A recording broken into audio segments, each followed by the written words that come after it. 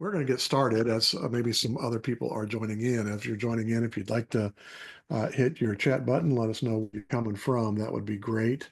My name is Tim Cole, and I work with Waypoint Church Partners, and you are on the Waypoint 55 webinar series here tonight, which is a monthly training series for leaders in the church to help them to feel equipped and empowered to do their area of ministry better, because most of the church leaders, lay leaders, are there's not a whole lot of resourcing and training for your area of ministry. And so we've got training videos over the last 8 years that we've been doing, trying to train people in the churches, whether they're leading the prayer ministry at their church or the safety and security team at their church.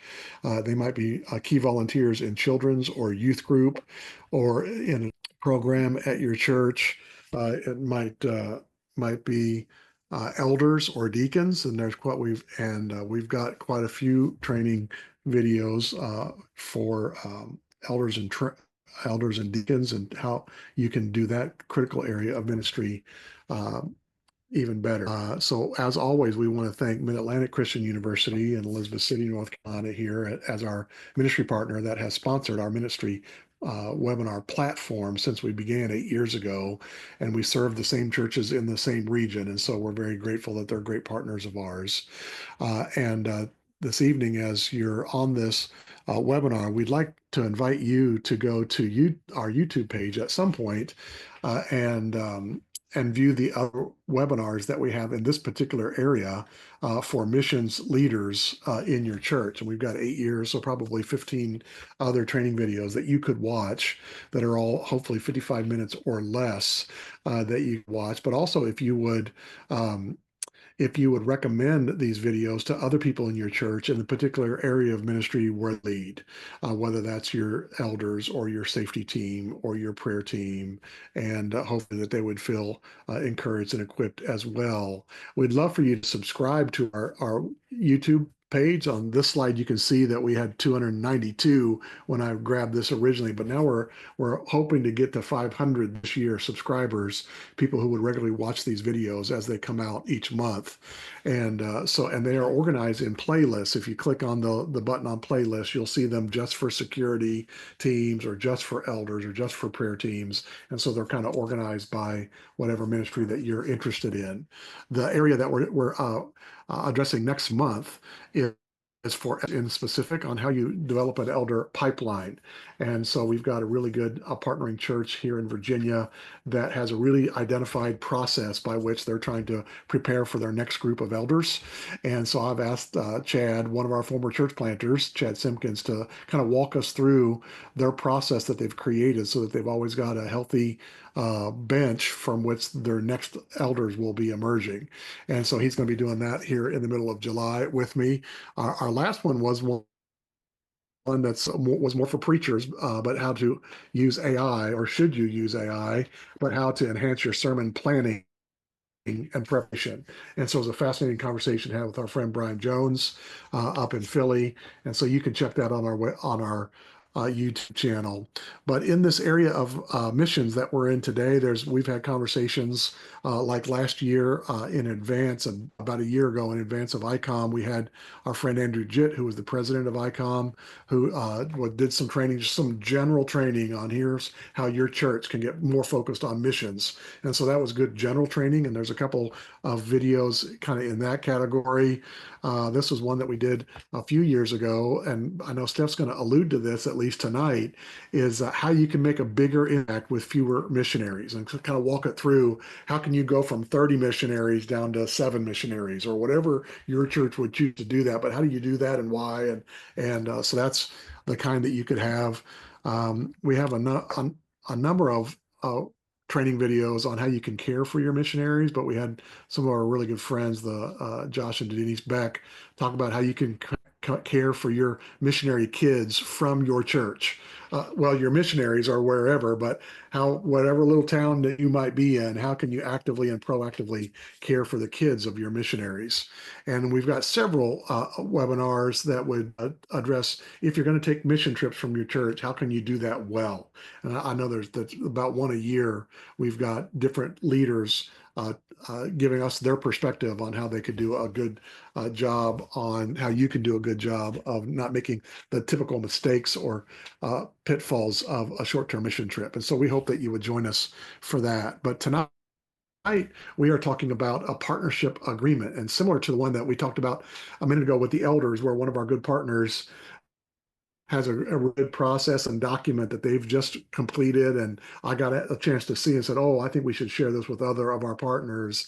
In this way, Steph Ballew is going to is joining us tonight, and is going to talk about the partnership agreement that she has crafted and we're continuing to craft and refine in its early iterations, but thought that this would be really useful for churches in our region. Let me get um, to get to see that document, but think about, do they have expectations either in their head or written on what being a good partner with your missionary would look like?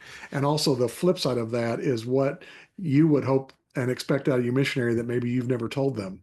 And so sometimes there can be, some missed opportunities for things to go really well, whether that's for a mission trip or support or care, just because you've never crafted a document that kind of puts that in there. And so I've asked Steph Ballew to join us. Thanks for joining us here tonight. And if you are on the webinar live tonight, not on YouTube after the fact, if you've got a question for Steph as she goes along, if you would hit your Q&A button at the bottom of your screen, not the chat button, but the Q&A button, and type in your question as soon as you think of it. We may not answer it immediately, but we've got the opportunity then. I've got a queue over here on the side of my screen, and I'll get an opportunity to ask that to Steph either in between sessions or at the end of our session tonight, if you'd like that. So hopefully you'll be able to think of something that would be useful to not only you, but other people that would be viewing this video tonight.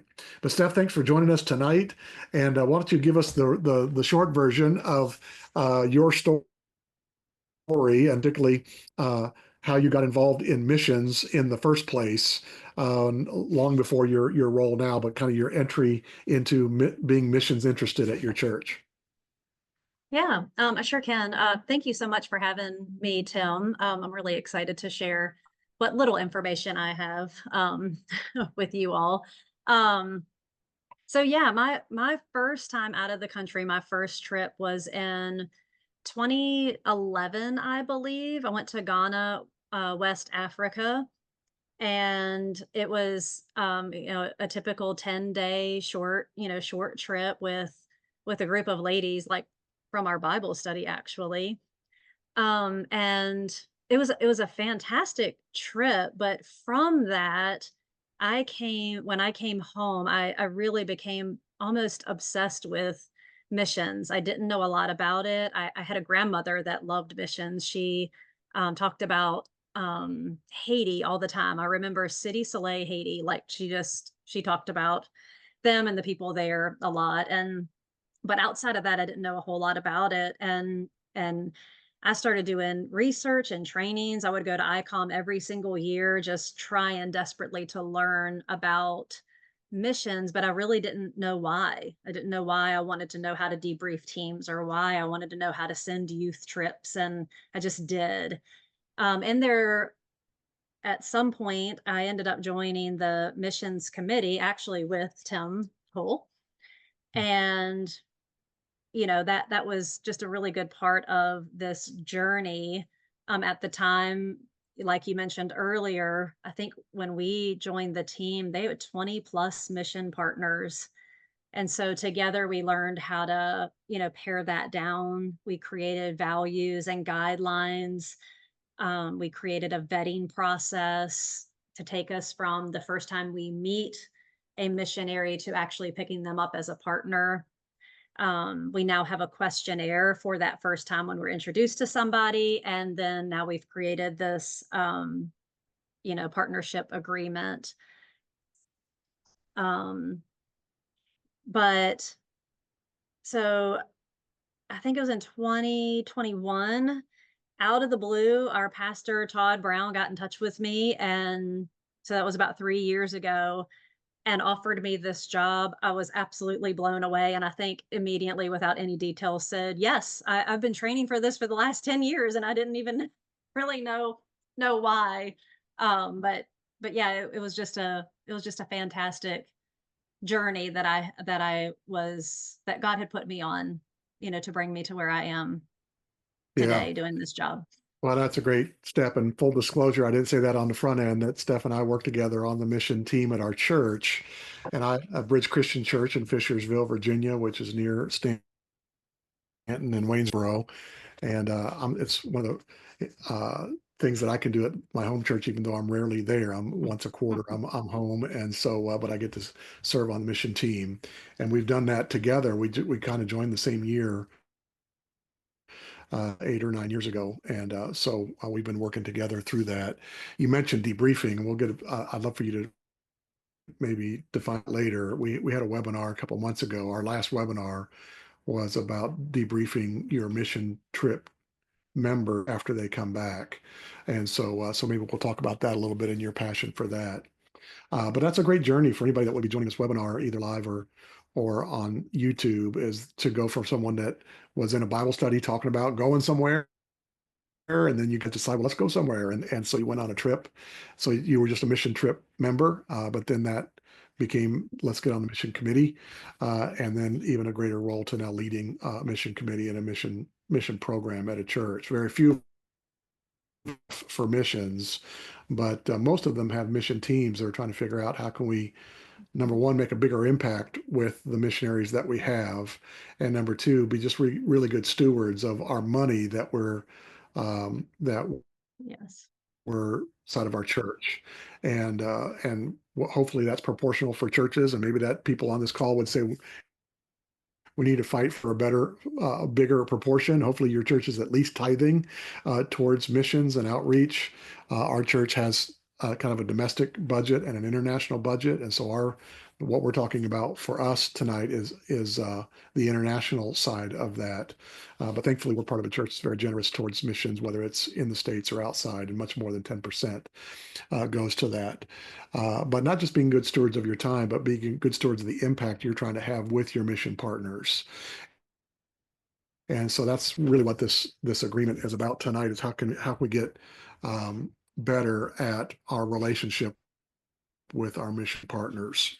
And so why don't we just kind of jump into my first question for you, Steph, is just give us the genesis of when you started thinking we need to get something down, not just kind of our internal policies, because we've been working on internal policies on our, when we do trips, we're going to do these kinds of things, or when people apply to be on a trip, here's what the application looks like. But what was the genesis for saying we need some kind of a document, not just a document, but an understanding between us and our Mhm. mission partners? I think it was because we found ourselves repeating ourselves a lot, in the best way.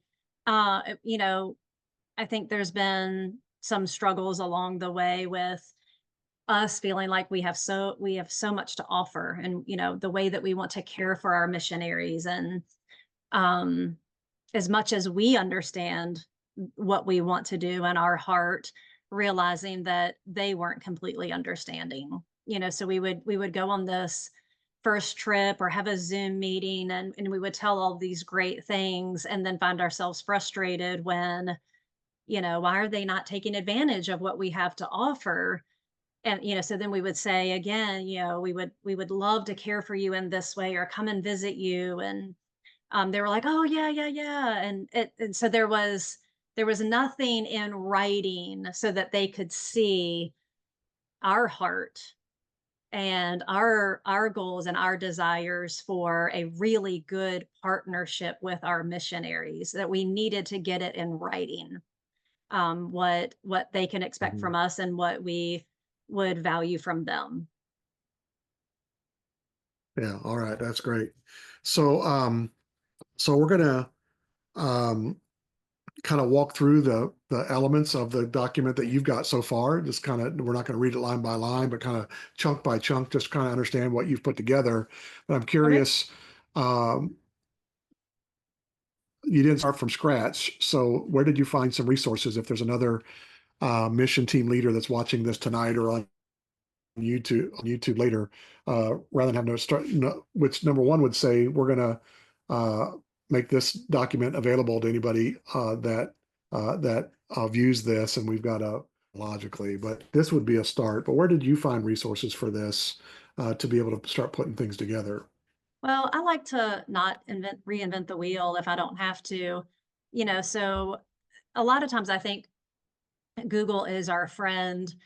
But where I really started actually was with Andrew Jett. We were on a trip together in New Zealand and got to, talking about this agreement that as soon as I get home, I need to start really working on filling this out. And so he sent me some of the things that he had created, I think at his past church, not the church that he's in at right now. And it was just a great starting point for me. I could hear, not that I can copy what the heart of his church, but he started it off with this is their heart. And then, an introduction to his mission committee and so on from there. So it was really good to see. And I looked at a couple others and, I had them all laid out on the floor and I'm highlighting things and drawing arrows and I'm old school, so it's all paper. And Mhm. so I kind of, begged, borrow, stole from this, that, and the other, and then used our heart of Bridge and the heart of our mission committee and our desires, in a partnership. Yeah, that's great. I would add to that on the and I'm old school. I like to print things out as well, but I would say, and I haven't done this yet, but I'm probably going to do it even later tonight, is to go to my AI client and ask AI to generate a missions partnership agreement between a church and a missionary. And if you have learned yet how to prompt which I'll try and describe our church and our missionary and all that. I'll be really fascinated to find out what it generates for us. But just like any other way that you would use AI, it's going to provide you some content, but then you have to filter that through your context Hmm. because it won't have your Hmm. heart. And you can kind of describe your heart to AI, which is interesting to do that. But you tell AI, this is who we So, are, and that's helpful. But at the end of the day, you can't cut and paste from AI. But I may include that in the show notes as a document as well, hmm. just as a resource that people might not be familiar with yet. So that being said, let me share the screen here.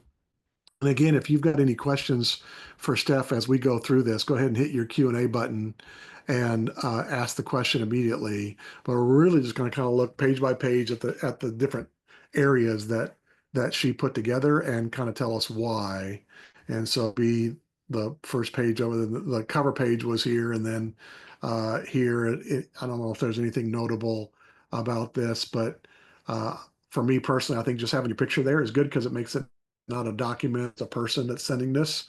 And so there's a little bit of relationship. It wouldn't be bad to have a photo of your whole mission team or people at your church or whatever, anything that makes this a relational document and not just another document. That would be a good thing. So that's, and I wanted to say, as you were saying that, some people say, do I need to go to the effort to put together a document like this? So kind of backing up and saying, why would we do a document for this? Um, I think one of the things is it's going to set you apart a little bit from all the other churches that support your same missionaries. And not that you're just trying to set yourself apart, but you get to communicate with your missionaries. This is that we care enough about you that we're gonna give you something that helps you understand who we are and what we're about. And if a missionary has 30 partnering churches that send them financial partnership, they may only have one or two or three that do any more than that. They may just receive a check every month or every quarter from most of the churches. The missionary sending their reports out in whatever rhythm, but whatever percentage of their partnering churches are actually doing more than that, just sets them apart in their mind of these are the churches that are really our advocates, really our partners. and not just our funders. And there's a big difference. And so, in and of itself, just having some kind of document that says this is kind of the partner we want to be with you makes a huge statement. So, that being said, Steph, I don't know if there's anything else you'd want to say here. Kind of tells what you can, what's in this. But I that don't would I be the mean, first this page. is But then the second, yeah, go ahead. I'm sorry. It really is just an introduction of Bridge and who we are as a church, not just the mission committee or expectations and all of that. It's really just an introduction of the church that they will be partnering with. Yeah. And that's one thing that even as we were talking earlier today is sometimes we probably forget how little our missionaries know our church, Hmm. unless they're from your church or have been there on staff or as a member previously. But again, that hypothetical missionary that's got 30 partnering churches, some of them they've never been to or one time, at some point when they were originally raising their funds, and if they've been on the field for a while, that could have been a decade ago or more. And so to Hmm. help your church know, help your missionaries know who you are today as a church is huge. Particularly if they haven't been to your church since COVID, you're a different church. Almost every church is a different church pre-COVID versus post-COVID. And so to say, this is our church today in 2025. This is who we are, and this is what we value. These are kind of things that we do at our church. This is how we're organized, and those kind of things. Then they can get a picture of oh, this is who I'm partnered with. And so here you've got three parts that kind of describe again. So tell us just quickly about these three parts that are on the second page. So this is more from the mission committee itself, and it's just our purpose, and that is to make disciples not just locally but globally. Our vision is to pray, care, and send, and that's what we would like to be able to do for our missionaries. And then our focus and we realize that there's a lot of good things happening around the world, but this is our focus.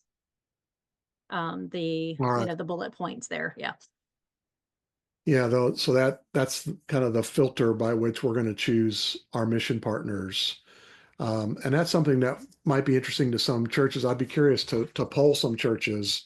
Is in the churches that I grew up going to, they had the same missionaries forever, and they'd have a missionary for 30 years, and so that, and but I wonder if that's changed in the modern generations where travel's a whole lot different than it used to be. I remember the story very recently that a friend of mine, Cam Huxford, told me about when his wife's parents went on the mission field. The going thing was ship all your stuff in a coffin because Hmm. that's all that you're going till you die, and then we'll send all your stuff back. And so times have changed from that generation. And so I think missionaries might turn over. And so to have a strategy by which you're going to choose your next missionary would be a really interesting thought for most churches. And we went through this process, you and I together with our team, 7, 8 years ago about when we pick our next. And it's kind of like that webinar that we're going to have next month about are you ready for your next elder? Because most churches are going to need another elder someday, whether it's in a year or 5 years or 10 years, and it's a little bit too late if you decide at that time how we're going to pick one. And so the same way as if you're going to pick your next mission partner, and how you're going to do that. And so we went through a process in a retreat of ours that said, okay, if we're going to pick a next partner, what do we really value? And so these were the things that we overtly evangelical. There are there's great Christian organizations out there that are doing well digging or orphanages or other really good things that we would that we would esteem, but with few choices that we have as a mission partner, we're going to focus on ones that are their evangelism is at their core, and then it's God center, Bible focused, prayer empowered. We need to see those evidenced when we take a vetting trip that these things need to be, even before we go on a vetting trip, hopefully, but particularly when we're going to go confirm that all these things are part of their uh, ministry culture as well, so that it matches Bridges ministry culture. So that's really great stuff. I'm trying to remember if we ever did a webinar. Well, there's that one about making a larger impact with fewer missionaries that would get into some of Mhm. that. How do you get down to we're only going to have 7 or we're only going to have 5? And that's an interesting trend in the last 20 years, is for churches to actually reduce the number of missionaries rather than just keep adding. If you're not careful, it's kind of like when your house just gets more and more cluttered, because you keep bringing stuff into your house, but do you ever take anything out of your house? And and the same thing is true with your mission partners. Is if you keep adding 1 or 2 every 2 3 years, all of a sudden you're up to 40 missionaries that you're supporting. The second half of this page um, is your guidelines, and this is actually uh, some of those same values. Uh, but would you define for us, Steph, what you mean by primary mission partners? Because that hints at non-primary as well.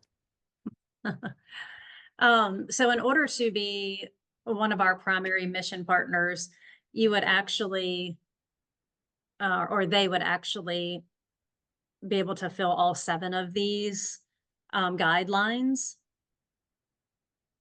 And some of them are completely out of their control, but we've never hidden these um, from any of our primary mission partners or anyone that we're considering to be a primary mission partner. And I mean, it's just doctrinally making sure that we're on the same page. That number 2 is kind of goes back to the focus of the bullet points up ahead, up above it. Geographically, we do want to have a presence in multiple places in the world. Again, they have no control over that one, but we aren't going to, necessarily hide that from them. We're going to let them know we're actually already, supporting somebody in your area. We really value caring for our missionaries. Of course, we care about them, but we want to care for them. And so number 4 is, that family or that couple that we can really get to know and love. Um, we have a yearly campaign called our International Harvest Campaign, and the guidelines are in the document later on for that. Of course, we want them to have a good quality mission organization, and we want them to be able to receive trips well so that we can come and visit them. And so our primaries Yeah. would fit all of And you said, those.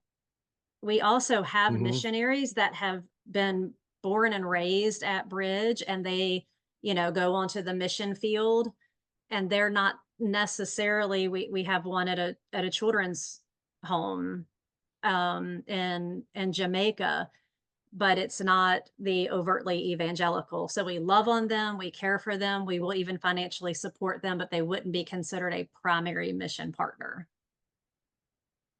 Does yeah. that answer that? And yeah, it does. Thanks for walking us through that. And this is a whole Mhm. exercise in and of itself, is deciding, which we did on another, a mission retreat years ago. Mhm. But what are kind of our non-negotiables as far as who we're going to put, if we're going to send trips there and care for these people. And really, what this has helped us with is not the partners that we do support. It's it's helping us define who we won't support, and Mhm. it kind of takes the sting out of us having to say no, because we just say, hey, we've identified these 7 things, and you guys are really close, but just don't quite fit our parameters for the primary partners that we're going to get behind. And so it kind of blames the policy rather than us. I don't know if that's a cop out or not, but it allows us to say, well, I'm just like geographically, if we've got a mission partner in this part of the world, we say, oh, we'd love to get behind you, but we've got another partner right there, and we've got a value for having some geographical impact around the globe. Uh, so that's really helpful on that respect, is when, if you've got good people at your church, even your non-missions people are going to come to you and say, oh, I've got a friend that serves in fill in the blank, or my brother-in-law and his, they're going to go, in a couple of years to this place, and would our church support them? And here it's really easy to very quickly say no, and here's why, unfortunately, or it looks like they might even fit our criteria. But it makes it really easy rather than you identifying one and then you're saying, no, you're not good enough for us, or however that might feel. Is that here's our criteria, and unfortunately, you're not a perfect match for us. So that's a great part of the document, mostly for those that won't be partners versus the ones that do. Mhm. So the next page, you just talk about, okay, let's get right into the heart of, after kind of explaining our mission committee and our policies.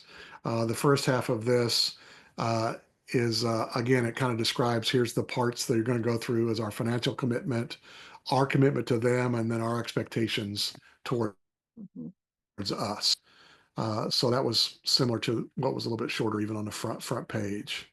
And so here is again. This is just kind of who we are. I wanted to introduce, and I love your idea about putting a picture of our committee there. I definitely could add that.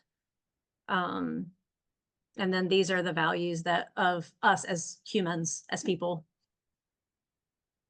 Yeah, is let them know that we're trying to be a Yeah. great team, Yes. a good team for them.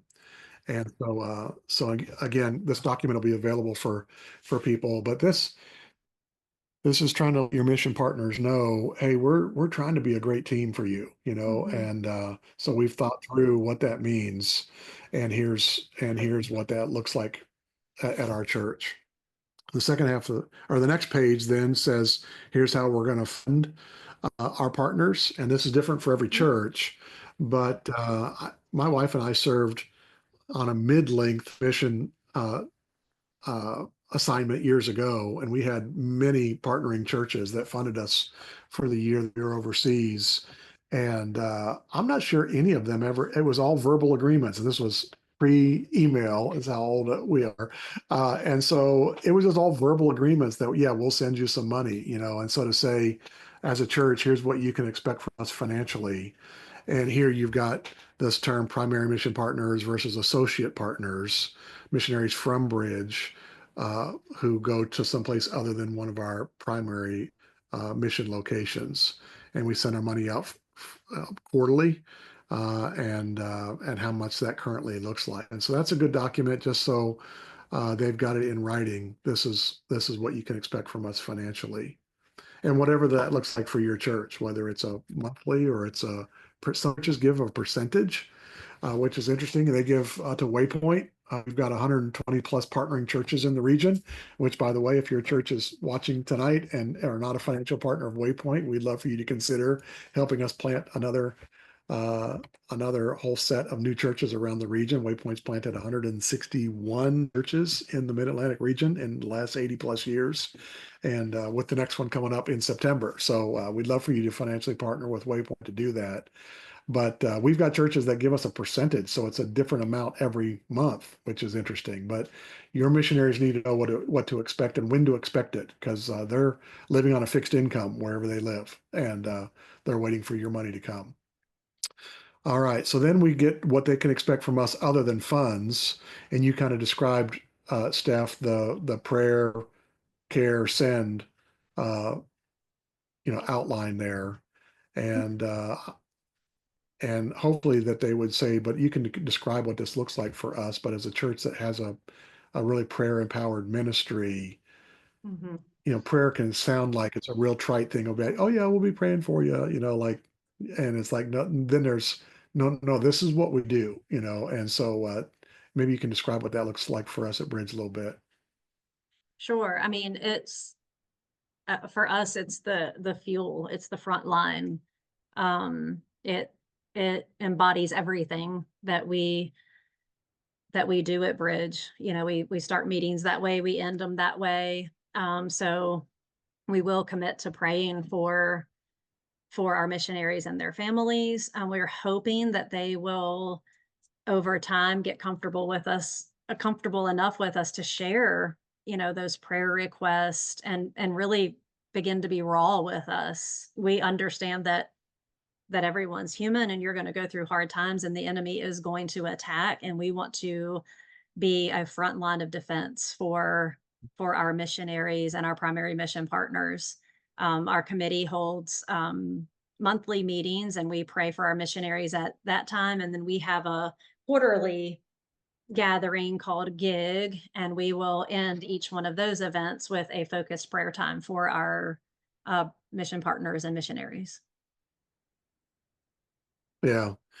And what I love about that, at our mission gigs, our global impact gatherings, is we'll have people in different corners of the room at the end, and it's not a 1 minute prayer. It's a prayer Hmm. time for each of our mission partners and others.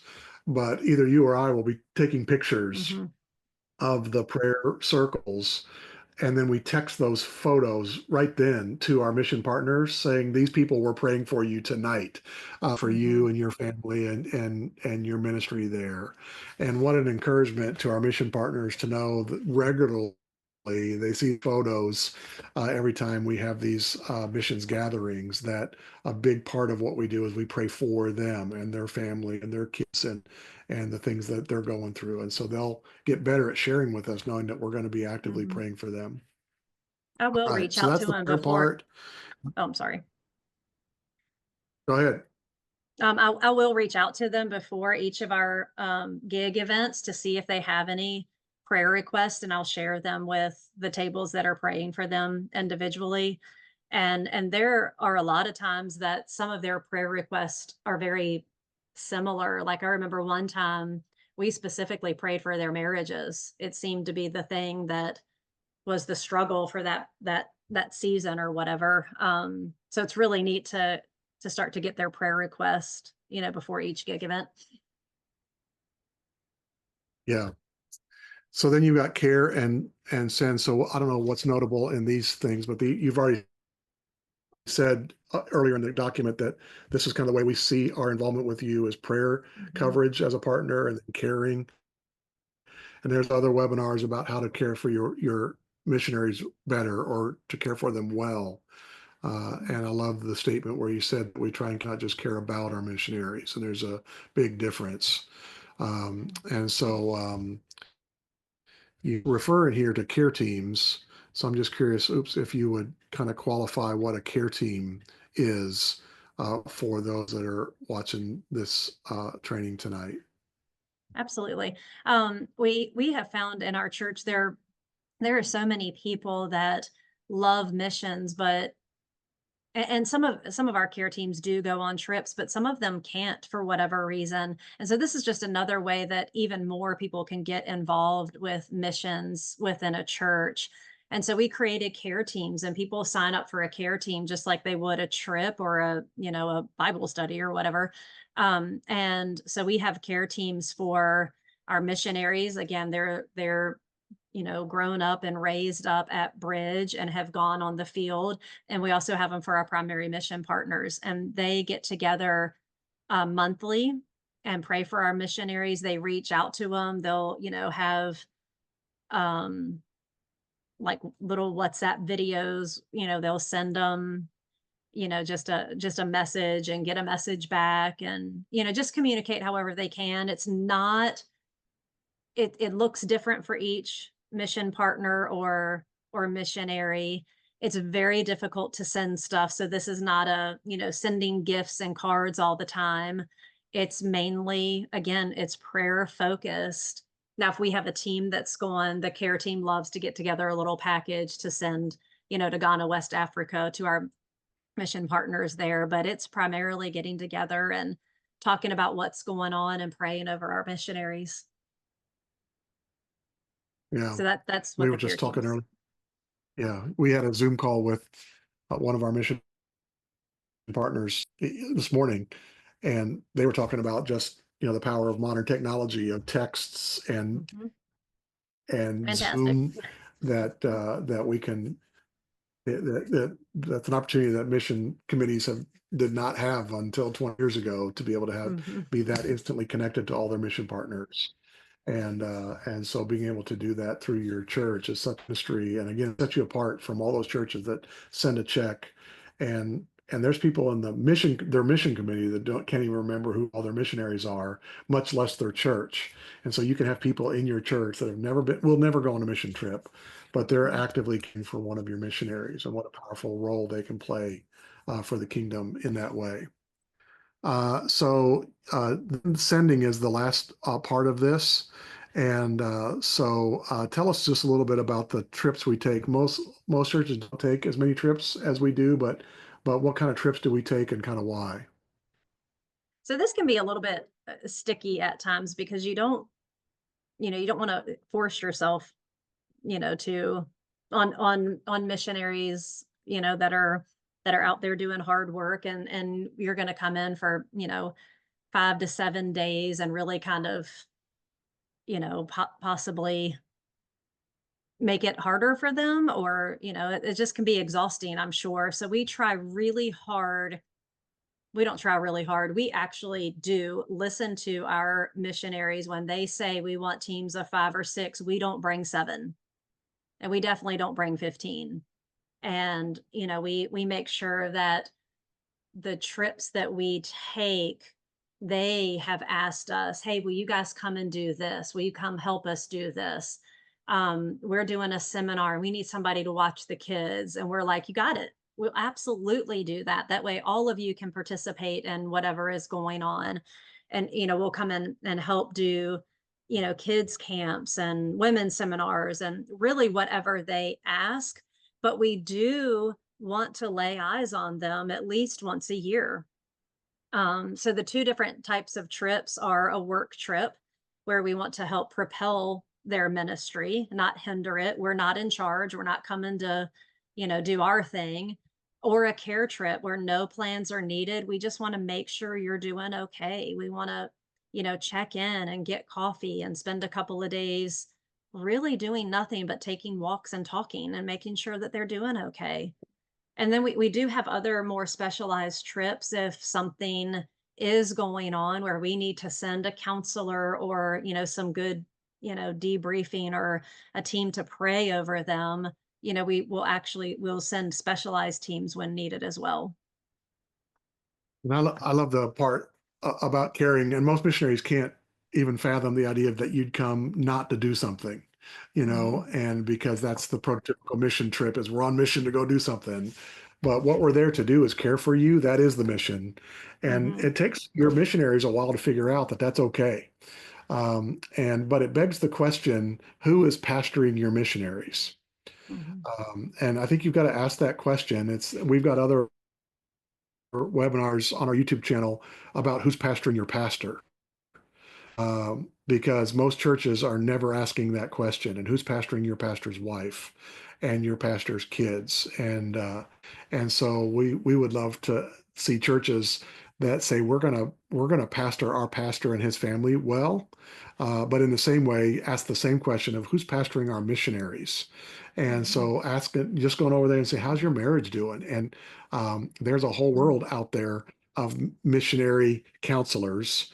We've had some of them do some of these webinars, and as many stateside marriages that get sideways with each other, missionary marriages get sideways with each other. And it's so much worse to be overseas away from family and your support network and your who can you tell? Can you tell your supporters because they're giving you money to be there? It's a mess. And so to come alongside missionaries and say, we're just here to see how you're doing. Mhm. The first trip they don't dump the truck on you, but eventually they're going to say, I trust these people to really be honest about how we're doing and how we can be healthy as possible. So that's great. Well, that's why, Tim, that's why we Um, desire to send those trips, because they're not going to know us and trust us if we've never gone over there. So to build that relationship, we want to see them regularly. yeah. So then you've got, let's get, this is kind of the last part of this is what we can expect of them. And so some of this Mhm. we've kind of identified already, but what are some of the other things that are added to this page of the document of what we're hoping from them? Mhm. So communication is the first one because it's really probably one of the most important ones anyway. And some missionaries are really good at it, sending out newsletters and emails of updates. And this is who was baptized, and this is the seminar we did. And some are not so good at it. And I think we began as a committee to feel like we are not being good stewards of what the Lord has given us to continue to give money when we have no idea what's happening over there. And without communication, we don't know what's happening over there. We're just sending money, and it just didn't feel good on our end. Mhm. So communication is the top one. Being able to hear from our missionaries and our primary mission partners what's going on in some fashion, however Yeah. they choose to do that. And you would hope that would go without saying, but it does You not go would. without saying. We expect Mhm. good communication from you. For those of you who are Waypoint mission partners, for our church planters that you help us plant churches, we've got about a 5-page document of what we expect of them as our planters, and they initial every item and then sign it at the end. And part of that is we expect them to return our emails and phone calls. And we had to put that in for a reason because some church planters are good at it and some of them are not. And if we're going to get behind them and financially partner with them, but invest all the energy of our staff and otherwise to help their church plant thrive, we expect them to be a good reciprocal partner. And the same is Mhm. true. And I know Waypoint gets these communications, but I hate to make this analogy, but there was that communication from Doge, a couple months ago of, "Hey, email us back within the next 5 days," and just to find out who's really there, and I know that there are mission churches that at the end of the year are making decisions, and maybe your church does this about which missionaries should we continue to support, and it's really the ones that communicate with you, and there's Mhm. some that are doing great stuff, but they never email you. It's like it's hard to say we're going to continue to work with you, and so just tell your missionaries, hey, we expect this, and I don't think Mhm. it's inappropriate. You don't want to be pushy to your missionaries, but to say we're trying to be good stewards of the limited amount of missions funds that our church allows us to work with. We're going to try and do the absolute best we can with that. And so we want to hear from you for what you're doing. Um, I you think talk about, the other good thing on here is letting us know if anything has changed, especially location and all of those things. But if your focus and ministry has changed, that's a pretty big deal, especially with our, values and guidelines that we've set. yeah, and that that's Hmm. we had a mission partner that changed their focus, and it was not overtly evangelistic any longer. It was teaching in a school, an international school of some kind, and we had to make a decision: are we going to continue to support them, even though we love them? It didn't fit that category, and so that was helpful for us to make that decision. We've actually had a lot of these change in sending agency. We've had missionaries that's kind of deviated from the same beliefs as us, so these are important things to let us know. Yeah, and putting these on paper Mhm. makes it real rather than us coming in and making a personal evaluation of them. It's like this is our our document of how we're trying to be good partners on our end. And so if any of these things happen, then we've got to say hey. And so it already being on on paper, or this is digital, but uh, Mm. it just says here's what if you don't meet our expectations, then we got to have a talk. And and then this may seem really like a small deal, but having everybody sign it actually makes it feel a whole lot different than just sending them a document to read, but having them sign this from both ends, and it would be really tricky to do this internationally. And so today, in today's era, we do digital signatures, which I do a Mhm. lot. But even that doesn't feel like when you write your signature on something, you feel like okay, I've made a personal commitment to this, and that's what you're saying is, hey, we're now partners. We're not just a funder that sends you a check every month, but we've said we're going to be good partners to each other and try and advance the kingdom where you're at as good partners together. Um, Steph, thanks for walking us through that. Do you know of any changes that are upcoming as you're working this document kind of for the first time with all of our partners? What are your anticipated changes that are coming? The only thing that I've thought of as I was reading it tonight is we do have primary mission partners that don't think of themselves as missionaries, a lot of times because that's, they're back in their, where they were born and raised. And so maybe shifting that a little bit to primary partners more than using the word missionary.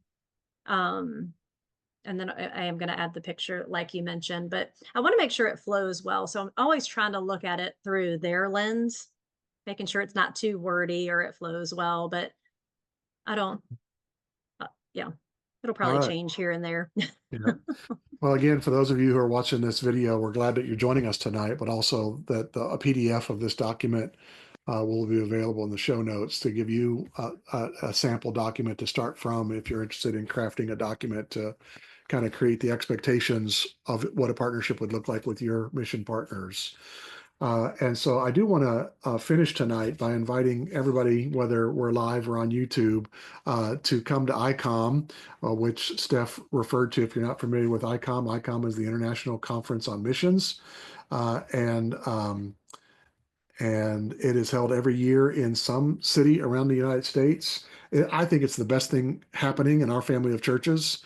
Uh, so ICOM is in November of every year.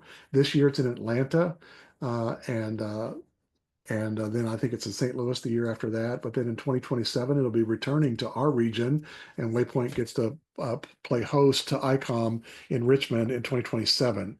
And so, Steph, I'm curious if you could just give us your thoughts about the value of you coming to ICOM, what that's meant for you, or what's been meaningful for you, and who you would recommend you would bring to ICOM, from other mission committees. I would bring everybody to ICOM. ICOM is fantastic. I remember the first few years, it's almost overwhelming in the best way. There are people everywhere, and you're all of a sudden surrounded by like-minded people, and it just feels so good. There's all kinds of workshops. No matter what you want to learn about, you're going to find a workshop that teaches it. The praise and worship and the main speakers are fantastic. Just to get thousands of people together just praising the Lord is phenomenal. And then you'll find after you come year after year, you start seeing people and um, that you had met the previous years, and now it becomes a reunion. It's just fantastic. I can't rave about it enough. I try to get my mission committee to come, and especially to Richmond. Like, we will bring youth, we will bring my trip leaders to come, any staff that is willing to come, even outreach staff. It's just such good information for any leader, I think, personally, but Yeah. definitely mission And committee. I'd encourage, yeah, all your mission committee members, anybody that's Yeah. been on a mission trip, I'd encourage getting elders there to let I them was see, gonna say, oh, yep. yeah, to let them Absolutely. see the trade show floor has 500 booths of Yeah. organizations that are doing things around the world, and that's the part that's just really Hmm. overwhelming and see, wow, I had no clue our family of churches was doing all this. Yeah. And then the workshops are great for any area, even whether it's domestic or international missions, disciple making, church planting, Hmm. business's mission. But I would take everybody. And so it's going to be coming. It's in Atlanta this year. You can go to ICOM, search your Google for ICOM in Atlanta. But particularly, we'd love for you to come in 2027. We hosted in 2015 and 2021, and it'll be back in 2027. And so we hope to see you there. But we thank you for joining us tonight. And Steph, thanks for joining us to kind of Thank you for having me. share what you're leading, your team through to say, hey, how can we do our best to Hmm. serve our missionaries well, and because we're stewarding our time and our energy as much as the funds that we're sending, and trying to do a good job with that. So thanks for showing us what you're doing there, and Absolutely. again, for those of you who are viewing this on YouTube, if you would like and subscribe to our YouTube channel, that would be awesome. But also recommend uh, uh, episodes to other leaders in your church, like the one for elders that's coming up this next time, or prayer team leaders, or other areas that you'll see there. We'd love to have you join us on other webinars. And so thanks for your time tonight. and we will send this document to all those that joined us tonight here by tomorrow. And all right, thanks, Steph, and we'll see you all on another Thank webinar. you guys. As soon as I stepped foot on MacU's campus, I learned that community was a big part of the university. You're going to find yourself in a community of faith. You're going to find yourself in a community that loves you and accepts you. It's a great opportunity to grow as a person. I feel like MacU is equipping me to be able to defend my faith and help others no matter where I'm put in life. My faith and religion is much stronger since being here. We here have a purpose of trying to help you to become the person God's called you to be, to make a difference in the world as a leader. And while there's plenty of places that offer wonderful opportunities, having that focus, I really do think makes a difference. The professors here, the students, we all want to see each other grow, and you're going to be loved, you're going to be welcomed, and they're always going to care for you. The professors want to get to know you. You're not just a number. Come take a tour, see what campus life is all about. I truly think that everyone who comes here is here for a reason. There's so many opportunities for you. There's something for everybody. You become part of something bigger than yourself when you come to Mid-Atlantic. You see these students come in, some of which are very unsure of even why they're here, and they leave prepared to go do something great for the world.